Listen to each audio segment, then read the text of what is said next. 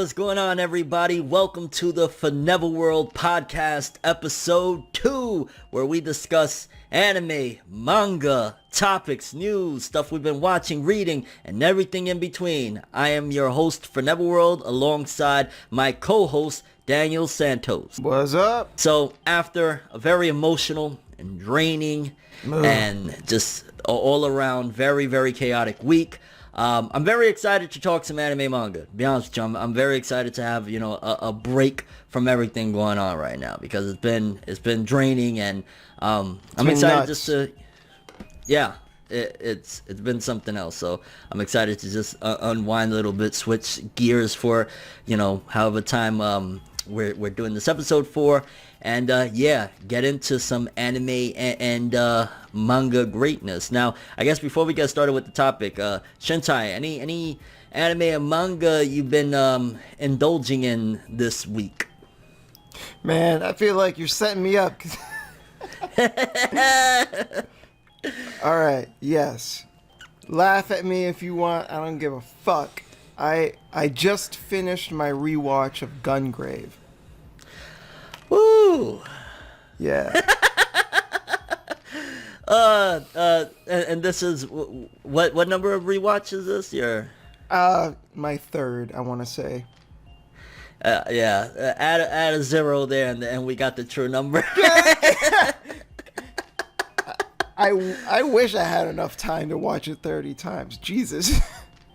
I really got to check it out some point. You've been screaming how great this series is for, I don't even know, almost a decade now. It's insane. Yeah, so part of the reason why I rewatched it is because I want to make a video. And the video is going to be about whether or not you should skip the first episode. And the reason is, well, I'll get into the reason why in the video itself, but that first episode is a little bit contentious, and I'm going to talk about that in the video. And the video is not going to be a definitive yes or no. It's going to be more so hey, depending on how you feel about X, Y, and Z, then that will influence your decision into whether or not you think for you it's worth skipping the episode or not.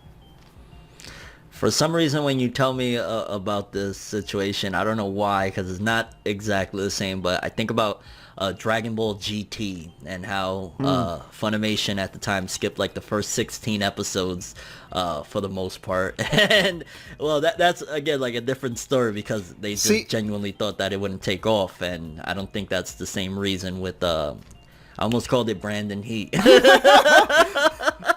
Brandon Hito. If you watch it in Japanese, the characters, the voice actors try to say the names in English. So you have Japanese seiyuu say Brandon Hito. Brandon Hito. It's so good. It's so good. But what I thought you were gonna say was Berserk. Because the first episode of the 97 anime feels nothing like the rest of the show. So... yeah, but I wouldn't skip a single episode of the original Berserk, no matter how... because, people like to trash the original Berserk because of its animation and stuff like that, but no. Even... and I get slayed for this, because I have a couple videos somewhat defending the CGI fest that they did with the newer Berserk anime, but one of the things about Berserk is that the source material is top tier, so I throw out the argument that if you have top tier quality of the source material, even if they botch the visuals, isn't it still a testament that as long as they're giving you that story that is so grandiose and so incredible, that there's still something to be said, that there's something that can shine through despite the visuals being at times some of the worst in anime history? No, I definitely feel you on that, but then at the same time it's also that material is so good. All they had to do was make sure that the visuals weren't distracting. And the visuals are distracting. Berserk, which is crazy. We started getting into a Berserk thing. I'm telling you guys, the Berserk cast is coming. It's coming. I told you last week. It's gonna happen. Well, with me in particular this week with anime watching, it's been kind of like it's been, like I said, a chaotic week. For the most part, I finished One Piece Stampede. Great film. I've seen a lot of people saying different, but I had a blast with it. Probably second best One Piece film of the 4 or 5 that I've seen so far. I haven't seen all the One Piece films. There's a lot of them, but how many great, are there? Great film. I honestly don't know. I want to say, wait, okay. I think Strong World was the 10th film. Then there was Film Z, Film Gold, and Stampede. So I think this would be Film 13. I think this is the 13th movie, if I'm not mistaken. Wow, that's a lot of fucking movies. Yeah, not to mention there's 900 and something episodes, like 930, I think. 930 episodes, tons of specials, OVAs. There's a lot of One Piece out there. Anybody that ever says, man, I could go for some more One Piece, what? Yo. Yeah, a lot of One Piece out there. Also, I just seen a couple more episodes of City Hunter, and that... Yeah, you've been praising that one. That's like an older 1980s anime. That's pretty rad. Yeah, it's something that, because they did I want to say in Japan they did a Blu-ray remaster of the actual film, like frame by frame and shit, and it looks great, and it I've seen it advertised on Right Stuff. Yeah, because I think they just I don't know if Right Stuff has like a deal with I want to say it's Discotheque Media. Maybe I'm off, whatever, but I might be off on that one. Don't quote me on that. I wouldn't be surprised. Right Stuff, they tend to do those exclusive deals, so there might be something there. Like they've done with Gundam in the past, like they were releasing Gundam exclusively, I want to say. And Fate as well. Oh, don't bring up Fate. I can't help it. It's in my blood. Yeah, man. But seeing City Hunter it's such a testament to how much Shonen Jump has changed, because that was a Shonen Jump manga back in the day, and Shonen Jump adapted anime or whatever. And my gosh, the amount of stuff that they were able to get away with back then that you would never see now. Like it feels more like I don't want to say mature, because like it's more adult humor. I would say, like there's a lot of flirtatious stuff, but it's also a little more graphic. Like there's bullets flying. Like the first episode, dudes is getting shot up, and definitely just shows like if you go from that to like something in Shonen Jump now, yeah, like 2 totally different worlds. So check out City Hunter if you have a chance. It's really good. Gotcha. Okay, so let's get started. The first topic, Shintai actually brought this to my attention. It's a Dragon Ball related topic, probably in the title of the video, this podcast, for this episode. So apparently Toriyama, his original editor, or one of his editors that worked on Dragon Ball with him, came out and said some pretty controversial stuff about Dragon Ball itself. He kind of stripped away its merit, or tried to, with his statement, or I don't know if I would say tried to, because I don't think like he was attempting to assassinate Dragon Ball or whatever, but a lot of people didn't take kindly to this, and yeah, I'm kind of shocked to read it. What did you think when you as a matter of fact, before we even get into thoughts, do you have it pulled up, or you want me to read it? I don't have it pulled up, actually. All right, I got it right here. Okay, all right. So Kazuhiko Torishima, Akira Toriyama's editor, he said, "There is nothing to learn from Dragon Ball. I decided to make Dragon Ball a work without substance. There's nothing in it to analyze. It's not a lesson in life. It's useless in our lives. It's just a funny comic." Wow. What the fuck? Yo. When you sent that to me, I was just like, huh? Like, do you realize, Mr. Kazuhiko Torishima, how much Dragon Ball has impacted millions of people around the world? I also really took offense to him saying that, but he's like, oh, I made it this way. Like, you're just the editor. You didn't write this. You gave pointers. You pointed direction on the premise that Toriyama was working on. Like, you didn't make like I don't want to discredit, because editors do contribute a lot. Like while I've been working on my manga, people, editors can contribute a lot, but to say it like if he's Toriyama himself, like, yo, I decided to make it a work without substance, like, wow. And I'm gonna be very respectful as I can to this gentleman, but to kind of discredit something that has changed so many lives and inspired so many people and done so much for so many lives around the entire world, it's kind of shitty and to a certain degree disgusting to do something like that, because I'm sure he's aware of how much Dragon Ball means to so many people. So why would you say some shit like that? It's not like he was saying it in the privacy of his home. Like, I'm sure that this was an interview of some sort. Like, what the hell was going through this dude's mind? I have literally no idea. Like, I really take offense to the idea that it can't be analyzed, because, like, I strongly believe in the idea that, just because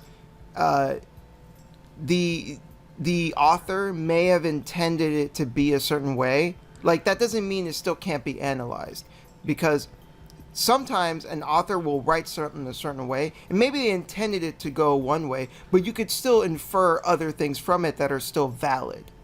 And of course, like think of it this way: like you write something from the 50s, you're writing it from like your mindset, like, I'm someone born from the 50s or whatever. You can now, 50 years in the future, 7 years in the future now, you look back and you look at it from the context of when it was made in, and of course the person was just, he's just making it, but like now you can infer other things about it because of what was going around, around him, around the time, or in that time period. So yeah, this idea that like there's nothing to be analyzed in it, and that it's just ridiculous. It doesn't make any sense. Of course there's things to analyze about it. Like, this guy's just being a dumbass. Like, and yeah, I don't care. I don't care. He's the fucking editor of Dragon Ball and he's prestigious, whatever, asswipe. Get out of here. Yeah, I mean, like, if right now I wrote a short story about a one-legged prostitute with bowel movement issues, like, there's still something to be said about that. Like, okay, what's the setting? What was her mindset? Why? You know what I'm saying? Like, there's so much you can analyze everything. If I write a story about a dude that just drinks water all day, well, you can analyze, depending on obviously how the narrative is written, like, well, what is his reasoning for only wanting to drink water all day? Like, there's so many things you can analyze about anything, any action, any video, anything. That's why, like, criticism videos, commentary videos on YouTube, for example, exists, because even though, like, you're criticizing somebody's thoughts on a short YouTube video, there's still so much that can be said. So the fact to say something like that about a work that has 42 volumes, the original Dragon Ball, like, what? It's more than just a funny comic. Like, it's so much more than that. Like, whether you like or dislike Dragon Ball, it does, like, that doesn't matter. Like, it has so much to it. There's so many arcs. Like, how can you say that 42 volumes? How can you say that there's 42 volumes worth of nothing? That's ridiculous. He makes it seem like all of Dragon Ball, all 42 volumes, is just like a bunch of dick and fart jokes. Like, it's just like, there's humor. Yeah, original Dragon Ball, it had a lot of comedy, but especially original Dragon Ball, I would argue, was definitely a lot of lessons. It was, a martial arts story where you get to understand these values, like Roshi teaching Goku and Krillin, like, there's no easy way. There's so much there, and it's like, maybe this dude is suffering from Alzheimer and doesn't remember this. Maybe he's confusing it with Dr. Slump. and even then, I don't know. But, like, I remember there was one episode of the original Dragon Ball that always really resonated with me, where Kami was trying to teach Goku, and Goku was trying to meditate, and he was like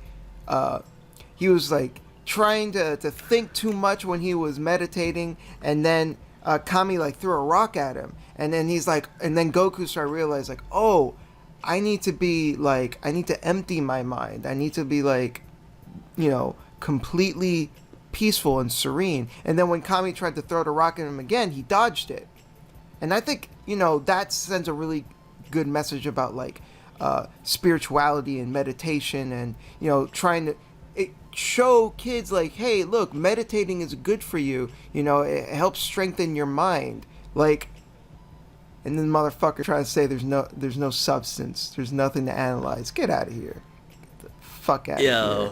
that was just, I'm not even gonna lie, I still can't even believe, because it's uncommon too for the Japanese writers and stuff like that to come out with things like that, especially from companies. I'm sure he's still associated or affiliated with Shueisha or Jump or something like that. So to kind of do something like that, I mean, I get that they're also like very self-deprecating over there, which okay, but like you're not self-deprecating, you're deprecating a work that is again highly loved. Like I could pull out so many times in my life where Dragon Ball has just helped me feel empowered, thinking about Goku going up against Frieza and the odds stacked against him, and the training. How many people I'm sure have lost weight due to Dragon Ball, thinking about how I guess pushing through your limits, so to speak, breaking through your limits, or even just simply like seeing how hard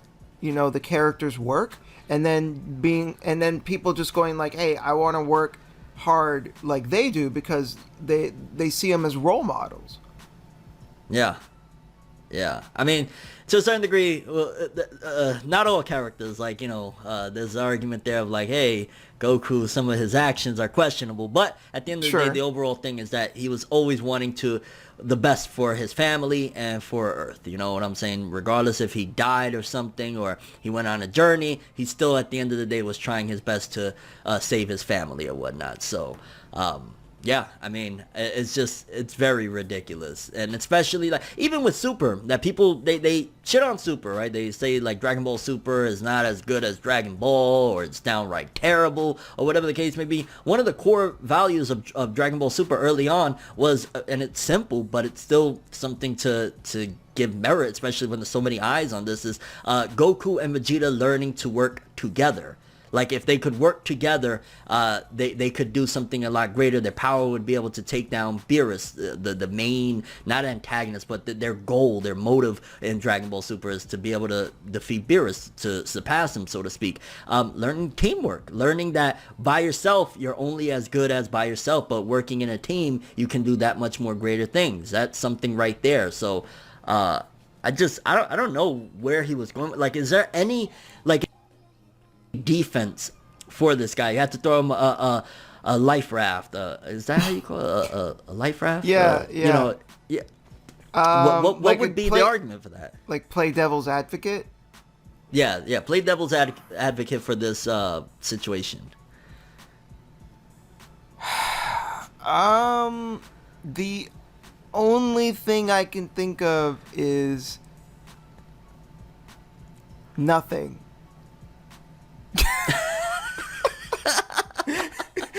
I tried, but like, maybe, okay, here I'm gonna play devil's advocate on it. All right, maybe, let's see what you got. Because he knows that there's so many people that are extremists, and there's some people that they live by this series, they live vicariously through the series. Maybe he wanted to say, hey, don't be so highly invested in it to the point where, because you got to think too, a lot of people were again disappointed with Dragon Ball Super, for better or worse. I personally really loved it and had a great time with it or whatever. So maybe he's saying that to not look too deep into it because you will be disappointed. Just kind of enjoy it for what it is. Maybe that's like, and he just said it horribly wrong. He worded it horribly wrong, but maybe that's what he was trying to say. Enjoy it for what it is. Again, I'm playing devil's advocate. He's a dumbass for saying what he said, but from devil's advocate point of view, maybe that's what it is. He's just trying to say, as simple as it can be, enjoy it for what it is. There we go. Here's another thing. Maybe the translator, misinterpreted him. Ooh, maybe that's happened before. I mean, I can tell you, I've recently been replaying the original Final Fantasy VII, and the PS1 version of that had a shitty translation, really bad. And because of that, people have misunderstood the game for years. I've recently... People die when they are killed. People die when they're killed. The archer class really has archers. Like, you know? Oh, shoot. And recently I've been replaying it with a fan translation that's closer to the original. And dude, let me tell you, the difference is night and day. It's so much better. And that's what happens when people rush out a translation or, you know, they don't have quite a good grasp of the language. So, maybe? I don't know. That's the best we got. Best lifeline I can give the guy.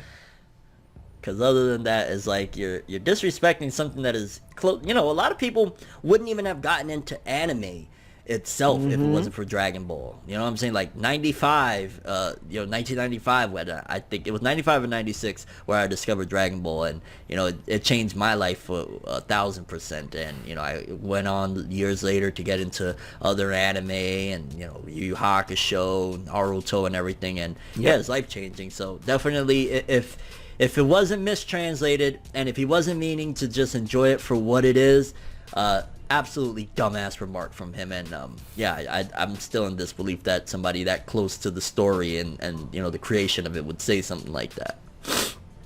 Yeah, fuck him. All right, let's go to, because I think we for the most part analyzed. Hey, we analyzed his statement about not being able to analyze Dragon Ball. There God we go. Damn, we slam dunked his ass. Quickly, let's jump into just the Inuyasha spinoff. Oh, I'm rubbing my hands for this one. Yashahime no Demon, I think it's called Yashahime something. So yeah, it was, in case people don't know, I made a couple of videos about it already, but Inuyasha is getting a sequel anime. It's going to be with the children of Inuyasha and Sesshomaru. I think two of them is Sesshomaru's daughters, and one of them is Inuyasha's daughter.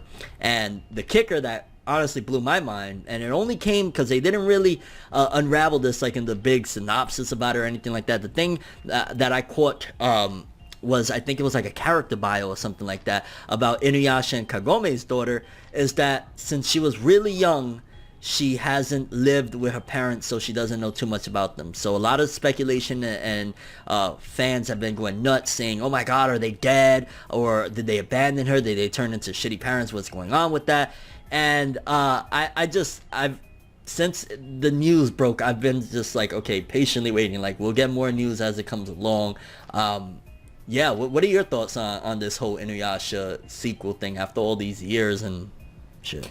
I'm shocked that Inuyasha has made any sort of sequel or comeback or anything, because I thought people were sick of it.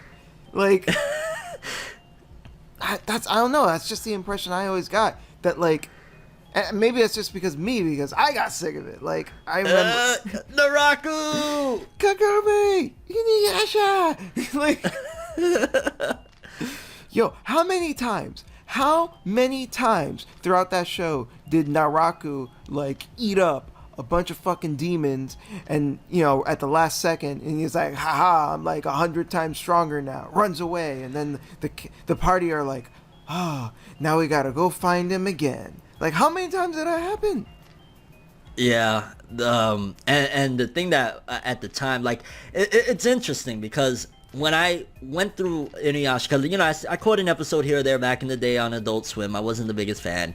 And then about maybe 8 years ago, I can't remember really, 7 or 8 years ago, there was a sale for the box sets, and it was like dirt cheap, like $10 a box, and there's 7 seasons, so it was like $70, and you own almost 200 episodes of Inuyasha. And then like final act, the last 25 episodes was dropping around that time. I was like, you know what, I'm gonna have a blast, I'm gonna buy it all, I'm gonna marathon it. So I sat through consecutively, night after night, every freaking episode of Inuyasha, and I want to say it took me about a month, to be honest with you, to get through all of Inuyasha and final act. You're fucking brave, man.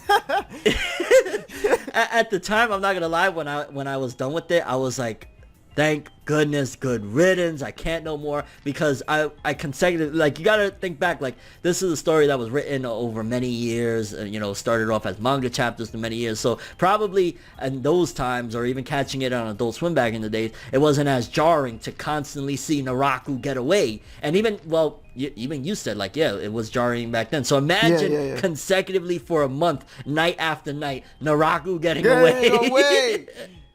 And he's like, oh, I'm 100 times stronger now. I'm 1,000 times stronger now. It's like, at what point are you going to get, are you so strong that, like, why do you even care about Inuyasha and Kagome? You're so strong. Like, what does it matter? You can rule the entire world with, like, the power of the slap of your ass cheeks. Like, what the hell? I just imagine him standing there saying, I'm strong, while he's crying. I'm strong.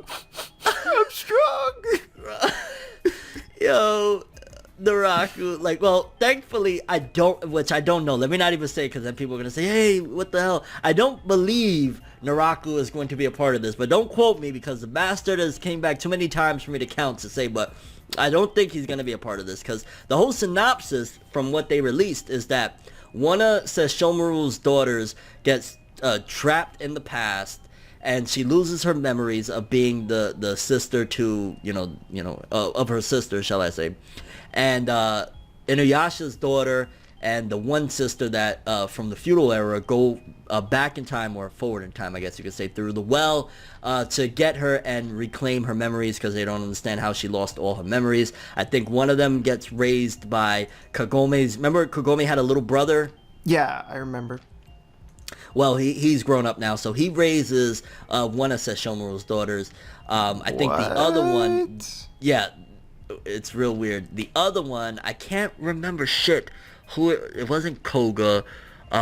It's another character in the series as well raises the other one. And then again, I want to say that Inuyasha and Kagome's daughter, she's been living on her own for a long time, and we don't know why, or any reasons like that. So that's the driving point, I think, for most people, that's going to keep them interested. How long that can keep me interested until we find out what the hell happened to Inuyasha and Kagome, because I feel as though one of the things that is going to make or break this series is if they can make these characters themselves be able to stand alone. Because one of the problems, one of the biggest series on my channel that I talk about, Boruto, especially the anime, has, is people are like, I don't give a shit about this generation, the new gen. Like, aside from 2 or 3 characters, I don't care. They're clones, yada yada. We want the old gen back. And if Inuyasha does not, or the sequel does not have the capabilities of making these interesting characters that they can thrive and be an enjoyable thing to watch on their own, it's going to fail miserably. No, I agree with you, because you're right. When you bring in a new generation, all it does, for the most part, unless they're like, they fucking nail it, it's just going to make people go, give me back the old characters. I like them. I want to see Moroku slap Sango's ass one more time. Hell yeah. Yo, Sango was best girl. Yeah, Sango Waifu was awesome. I loved me some Kikyo. I know she was she was evil at times or whatever, but I loved, there was something about Kikyo that wise wisdom, and yeah, I mean, no, she was part hot. of me is like, you said Kikyo? Yeah, I agree. She was hot. Yeah, I mean, I liked her more than Kagome, and I think that's also due to the way she was written. Like, Kagome was a young, she was like 15, right? I don't remember, but she was basically dumb teenage tsundere girl. Yeah, and Kikyo was like a wise priestess and shit like that, and it also pained me that how wrong she was done, whether it wasn't really, it was obviously Naraku manipulating the situation, so it kind of pained me for that, so I like the character even more, but I wonder if she's going to be involved in this one, because I think at the end of Final Act, like, I want to say, spoiler alert, and you don't really care about these spoilers in particular, right? Yeah, spoiler warning for people that are like, oh my god, I never finished Inuyasha, don't tell me. Kikyo died, I think, at the end of it, if I remember correctly. Naraku died at the end of it. Finally. So, yeah, supposedly. Let's, knock on wood. I don't have wood around me to knock on, but... Oh, damn. Yeah. So, shit, where was I right now? What was I saying? Yeah, Naraku died, Kikyo died. Okay, yeah. Their inclusion in the series, I'm questioning it. Are they going to be in the series? Because again, it seems to me like there's a big possibility they might just use this as like, yo, let's grab in the Inuyasha fans and we'll have mentions here or there of them, but we're really going to focus in on these characters. Because if like Inuyasha and Kagome are nowhere to be found in their daughter's life, and seemingly Sesshomaru doesn't raise his daughters, so they might just be like a dangling carrot, if you will. And I don't know how long that's going to be able to hold people's attention. Like, eventually, I want to see them. I want to know what happened to them, Nah, I hear you. But I'm going to be honest, I don't give an ounce of a fuck about this show. All the female fans right now are going to be slamming their keyboards. You piece of crap. How dare you, Shintai? No. Hey, it has nothing to do with the characters being females, everything to do with me not giving a fuck about Inuyasha anymore. I used to love Inuyasha back in the day. Like, I used to fucking sit there and wait for a new episode, every Saturday night. I want to change the world. Dude, I was fucking in it. I was like anticipating every week. Adult Swim, Saturday nights. I wanted to see every episode of Inuyasha. I loved it. But eventually I just got sick of it. Eventually I was just like, yo, this motherfucking Naraku. It's just fucking guy. He just keeps getting stronger. That's all there is to it. They just keep chasing him around. Let me pose a question. What would it take for them to grab your attention enough for you to say, you know what, I'm checking it out? What would it be? They put Saber in it. What? Realistically, Shintai, like something that's actually a possibility, like Sango. Honestly, even if they did that, I still wouldn't watch it. Oh gosh, well damn. Well, there's that. I won't pose that question any further. Jeez. Well, I mean, by that logic, like I'd be watching all the other fucking Fate spinoffs, and I'm not. So. Yeah. That's actually. I mean, damn it! You ruined it. That was a great segue into the other topic that we have at hand here. Sorry.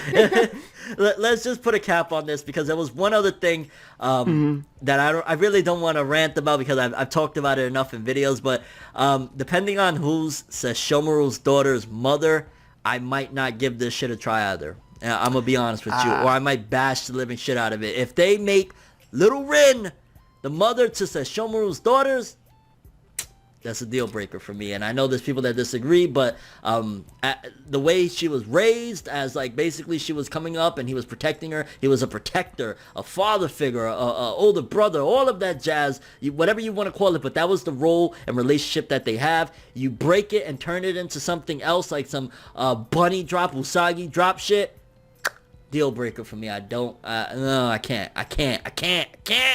No, I totally get you. I feel similarly. If that's the case, then that's even more reason for me to not watch it.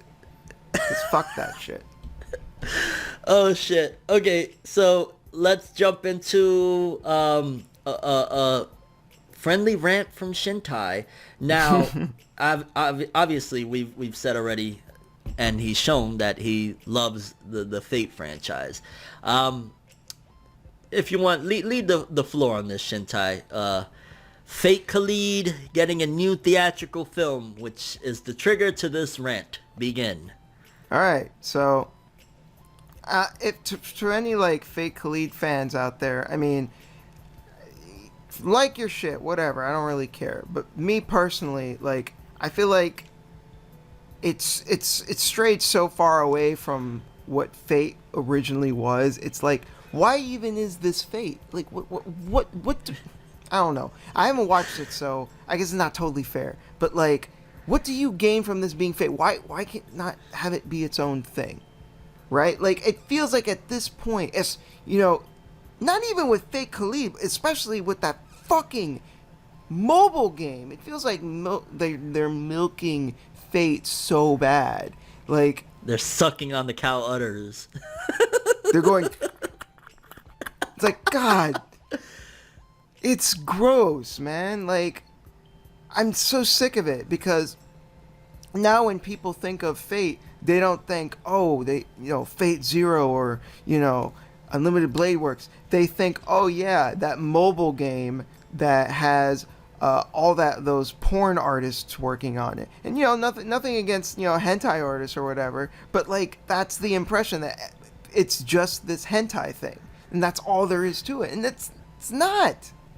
It's so annoying. I gotta disagree with you on one thing. I don't think that, maybe for younger fans that are just getting into the franchise, that might be the case, but I don't think that that's actually the perception of Fate at all. I think for the most part, when people think of Fate, and maybe in the East and Japan is different, but in the West, most people, they go with Unlimited Budget Works and Fate Zero and stuff like that. I don't think that the perception of Fate right now is about this shitty mobile game with hentai artists on it. And forgive me for calling it shitty, because I don't really know much about the game, so I shouldn't. That's me unfair neither. of me to I call haven't played it, but the reason I say that is because I think other anime fans, for the most part, I agree with you, they see it the way you and I do, but I think people who aren't in the know and they just hear about it passively, all that they see is the mobile game, because that's like the that's like the white hotness right now.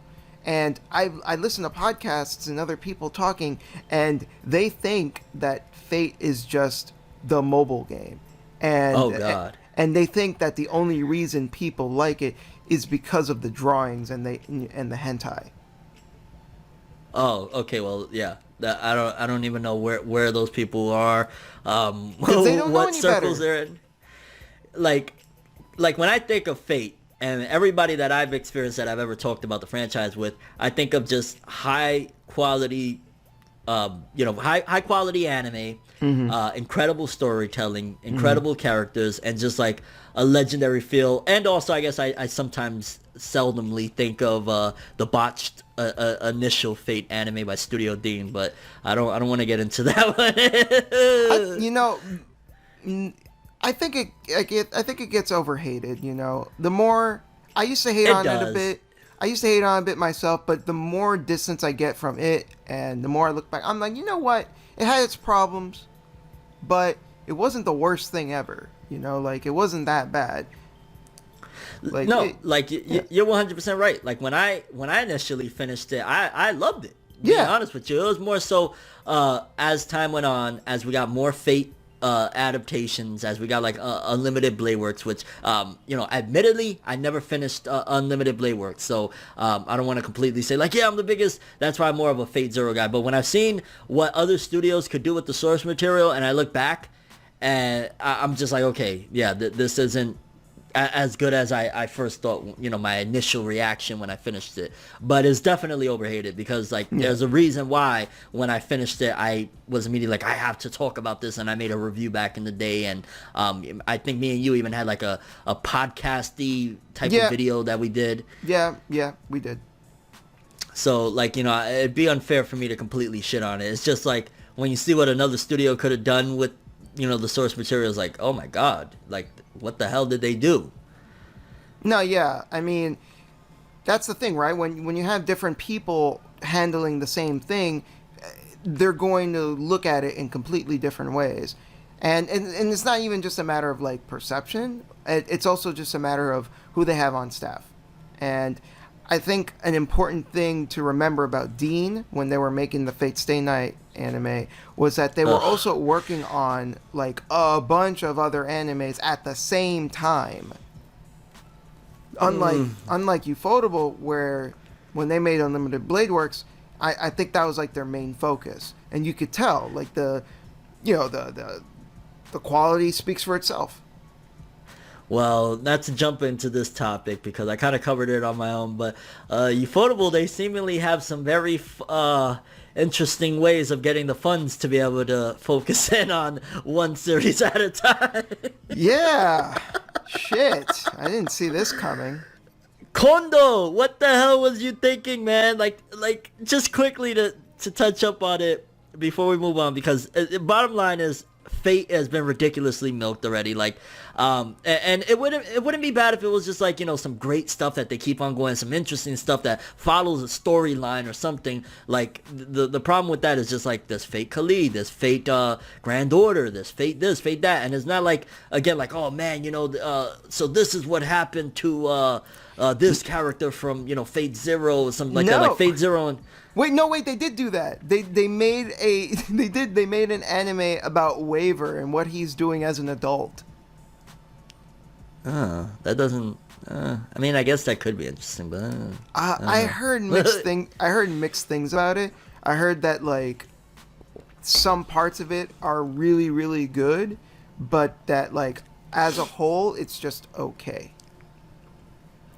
But anyways, like which one is that one? I think it's called Lord El Malloy, or something like that. It's got a long name.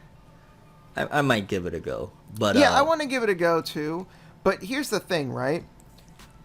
The original writer's name is Kinoku Nasu, and he wrote the original visual novel, and he wrote Fate Zero in conjunction with Gen Urobuchi. They wrote Fate Zero together. Yeah, like, in fact, most of Fate Zero's story was already, like,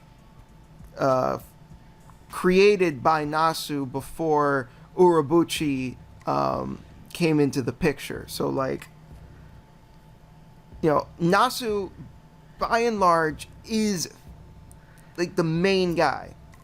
But all of this side shit, most of it, he doesn't have anything to do with. Fate Khalid, nothing. You know, I think at most he's like a quote supervisor, but that really doesn't mean much. Like yeah. It could literally mean like he drew like one drawing of a character and handed it in. Yeah. See, so like with the Fate video games, Fate Extra, Fate Extella, or whatever, they made a big deal like, oh, he came back and he wrote them. And you know, I played the game, and I was like, this writing is shit. This doesn't sound like him at all. And then when I beat it and I saw the credits and I saw who actually wrote it, and apparently he came up with the original concept and someone else actually wrote it, I was like, no wonder he didn't actually write it. What the fuck? This is the I wonder how much input did the head of Ufotable have on Fate? Oh shit! I don't know, man. Yeah, that like it's just crazy because this is millions of dollars that this dude was stashing. Like it's bugged out. I'm just hoping that everything goes good for him. I don't wish no bad on him. The only thing that I worry about is the shit that they accused him of, which I think he's been acquitted of it already. So it's of the past. They're not investigating him for this anymore. But there was rumors that in 2011, or I think no, he was actually investigated in 2011 for supposedly taking funds that was raised due to the earthquake and like doing some like messed up shit or something along the lines of that. And that's the case, like that's a little bit shitty, but I wish him the best. And Studio Ufotable, incredible studio. So yeah, I'm just messing around. But any final words on the Fate franchise before we move on? I just want my movie. Give me Heaven's Feel 3 already. Just give me that. At least because at least that's, you know, shit that Nasu actually wrote, unlike fucking Fate Apocrypha or whatever the hell. Jesus. Oh gosh, yeah. Well, at least you could look forward to a new Fate Khalid movie. Whatever. I can't even dignify that with a response. Let's move on to. So, new segment we're introducing to episode 2. It's going to be called Guess What They Did! Oh, shit. In this segment. We're probably going to do it each week. I ask one question, Shintai asks another, where basically, whether it be something funny, it could be something serious too, but each one of us will ask, one of us will ask the other one a question about a character and something that they did in a series, a moment, and we're going to quiz basically the other one to see to see if they're able to, man, I'm introducing this segment so shittily, but to see basically if they can guess right what the character did. And again, usually it'll be something silly, but yeah, Shintai, are you ready for this? Guess what they did? Let's do it. Okay. From Naruto Shippuden. Sakura wanted to stop Naruto from chasing after Sasuke after he became an international criminal. Does she A, ask Kakashi to convince him to stop, B, tattoo Uzumaki on her inner thigh, C, profess her love to him, or D, sleep with the Raikage? It's C. Hey, he got it right. Hey, yes, the sniveling little rat that Sakura was. She quote unquote, because there's quotes around the word love. She professes her love to Naruto, but she's actually just bullshitting just to get him to stop, which was absolutely shitty, and she gets dumped on time and time again from the fandom for it. I'm surprised you got that right. Yeah, I mean, I actually knew the answer. I mean, I watched half of Shippuden, I think. I forgot exactly how much. So I think when you were saying it, I'm like, okay, this is starting to sound familiar. So yeah. I was hoping he was going to go with either tattoo Uzumaki on her inner thigh or sleep with the Raikage. Man, if only. If only. Oh my gosh. Well, yeah, if you guys like that segment, if you have any questions or whatever you want to throw in there, feel free to do so. Next week, we're going to flip the tables, and Shintai is going to ask me a question about something. I thought that'd be a fun little segment to add. Hell yeah. Next up, let's jump around here. The Netflix live-action Cowboy Bebop. Oh. So y'all know from last week's episode, Shintai said, huge Cowboy Bebop fan. I've seen Cowboy Bebop. They're doing a live action with Netflix, which we already know. Let alone live action, with anime adaptations. It's I don't want to say a hit or a miss. It's 90% misses, and you got You can't say it's hit or miss when there are no hits. There's a couple of decent ones, and mainly a lot of them are like the Japanese made ones, like the Rurouni Kenshin live action films. Those are good. Tokyo Ghoul live action, the first one at the very least, that was good. Okay, what is it enough. called again? The Edge of Tomorrow with Tom Cruise. I heard that one was good too. Okay, all right, fair enough. But we can agree that 95% of the time it's a miss. Dragon Ball Evolution. Enough said. Dude, that fucking Full Metal Alchemist live action. Oh my god. I didn't watch much of it. I didn't watch it. Did you? I didn't watch much of it, but what I did watch, I was disgusted. It was so bad. That bad? It was fucking atrocious. Attack on Titan's live action was shitty as well. They made a random love triangle. They took out one of the most popular main characters out of it. They did a horrible job with Attack on Titan's live action. I'm not surprised. Okay. Let's see. Okay, so Netflix's live-action Cowboy Bebop show writer teases similarity changes. If you're doing Cowboy Bebop, you're doing Cowboy Bebop. Science Fiction News website posted an update on Netflix's live-action adaptation of Cowboy Bebop on Tuesday after speaking with the writer. He confirmed that Ain will be Korji just as in the original anime. He also told IO9 that the show's style and substance will be loyal, saying, if you're doing Cowboy Bebop, you're doing Cowboy Bebop. The writer also revealed a few changes, such as the show toning down Faye's costume for Netflix. Although the character will still smoke, the show will not glamorize it as much. Grillo Marksock teased that he has written for 2 of the show's villains so far, including one of the standouts from the anime. He told IO9 the show will tell the broader story of the series' characters. In addition, Grillo is looking at the anime's villains and thinking about how he can, quote-unquote, put them into this broader narrative. He revealed that he has seen a cut of the show's first episode. Wait, what? He reveals that he has seen a cut of the show's first episode. Is he talking about the Netflix one or the anime? I'm pretty sure if it's referring to a cut, he's referring to a rough cut. So it's okay. It's a version, an early version of that first episode. Okay, because I was about to say, like, I hope you've seen the actual source material. Yeah, one would hope, right? Yeah. Grillo said that he does not think any episodes will launch until the full first season is ready because the season is meant to be watched all together. He claimed that there is no plans to end the show after a set number of episodes. And yeah, so expectations for this. What do you think? Especially considering he's talking about there are going to be some changes. The costume with Faye doesn't sound like a big deal at all. Like, as long as it's for the most part on point, I don't see a problem with that. No, I don't think that's a big deal either. Like, her outfit is really hard to pull off. Like, I've seen pictures of like cosplayers that try to do it, and like it's really difficult. So I don't blame them for wanting to change it and making something more reasonable, because it's not very practical, which is fair. It's a drawing, you know, like it doesn't have to be practical. So I'm kind of half and half, because on one hand, more Cowboy Bebop is a good thing. Like, all we really have as fans is the original series and the movie, and that's it.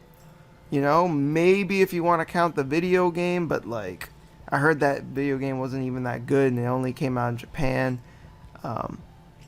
So, yeah, like, on one hand, like, I want to check it out because I am a fan of Bebop. But, man, I don't know. Netflix themselves, like, they haven't been too, like, yeah, they did the Death Note live action. That shit was trash. I'm gonna be up for that. But then they released The Witcher, which was really good.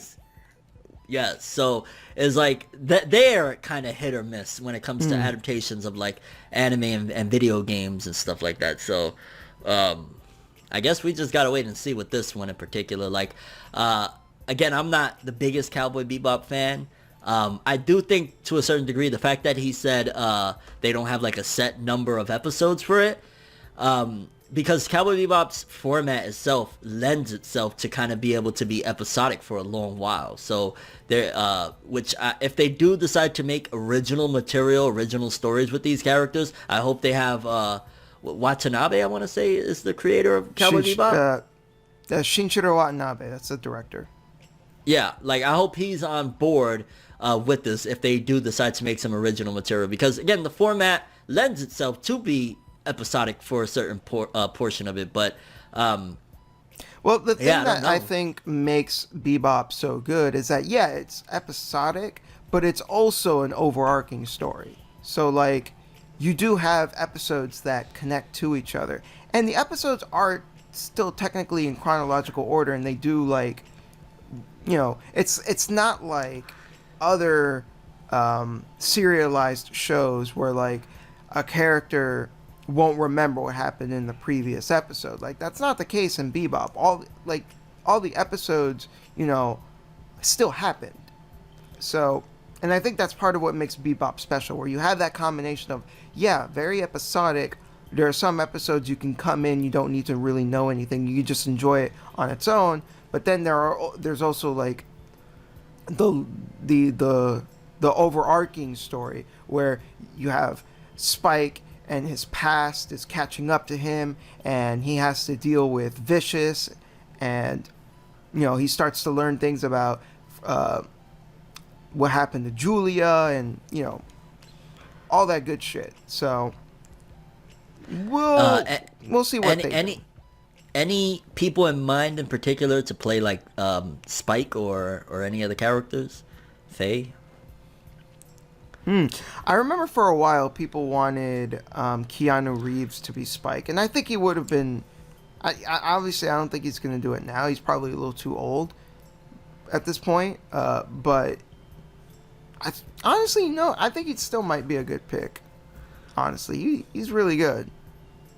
Yeah, I mean, depending on what the script is looking like and stuff like that. Because Spike kind of, even though he's not old, but he, to me anyway, comes across as like a older soul.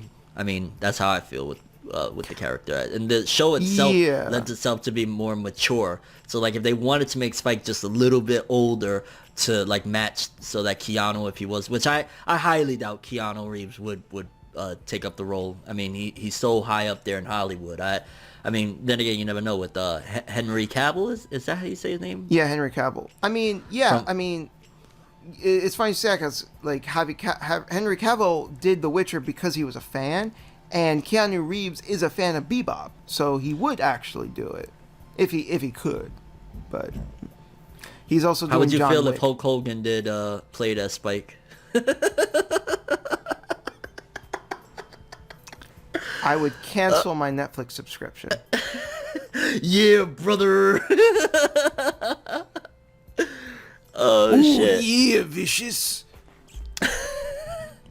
So overall, thoughts on what do you think how it's gonna turn out? You think it's gonna be a good one? It's gonna suck, or what are your thoughts? It could really go either way. Like honestly, If you have people like the ones that did the Witcher show behind it, like obviously not those exact people because they're working on season 2, but like if you have people like that working on the Bebop show, then it could turn out to be something really special. But if you've got the chuckle fucks behind the Netflix and live action Death Note movie, get that shit out of my face. That's all. Yeah. Yeah, they're also Netflix is working on a One Piece live action series, so that's going to be interesting. Yeah, which I have no idea how the hell they're going to pull that off. Yeah, like rubber stretchy dude, Usopp with a freaking long nose, Frankie half human, half robot. The budget must be, which I think they released the budget, and it was like crazy numbers. Like, this is an expensive show, which Bebop, thankfully, there are some like crazy technology things that they have to have involved, but I don't think Bebop would be as much or even close to the ballpark of like a One Piece. No, because Bebop is way more grounded. Like, yeah, Bebop is a sci-fi show, but it's like a hard sci-fi show. It's not like Star Wars where there's like lightsabers and, force magic or anything like that. It's it's just like shitty looking junk planets and, spaceships. So just make it look dirt.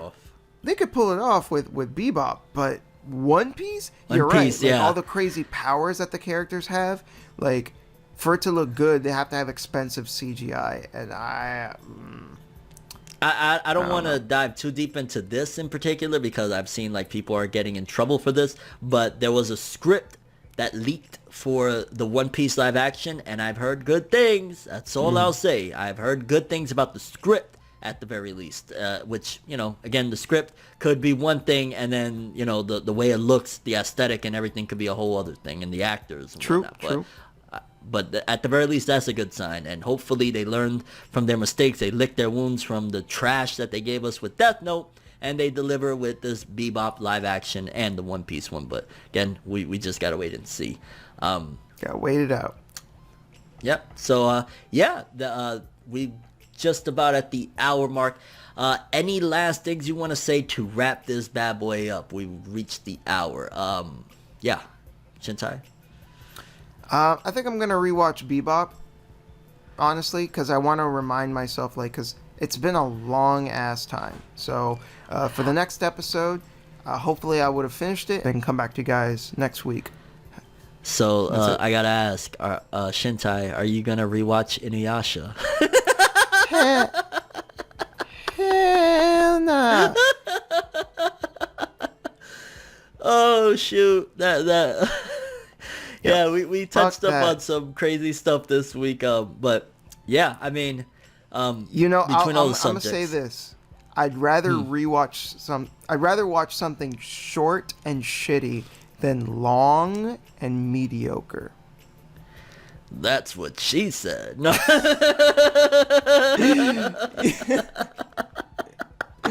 Oh. Oh gosh. Yeah, this was definitely more of the format of what we're going to attempt to do with moving forward with the ForneverWorld podcast. Obviously, last week we got tangled up in that long list of anime on hiatus or whatever. This week we touched up on again we talked about Dragon Ball's editor, we talked about Inuyasha sequel, we talked about Cowboy Bebop live action, Shintai got his rocks off bashing the Fate for now. Makes my dick rock hard.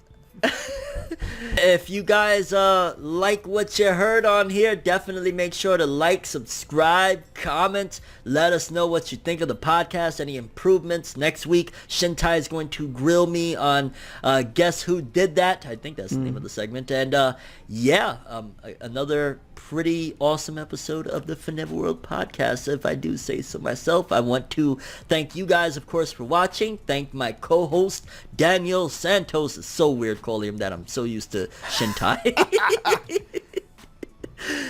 For joining me. And yeah, have an awesome day, people. Thanks for tuning in. ForneverWorld podcast, baby, episode 2. Staying strong.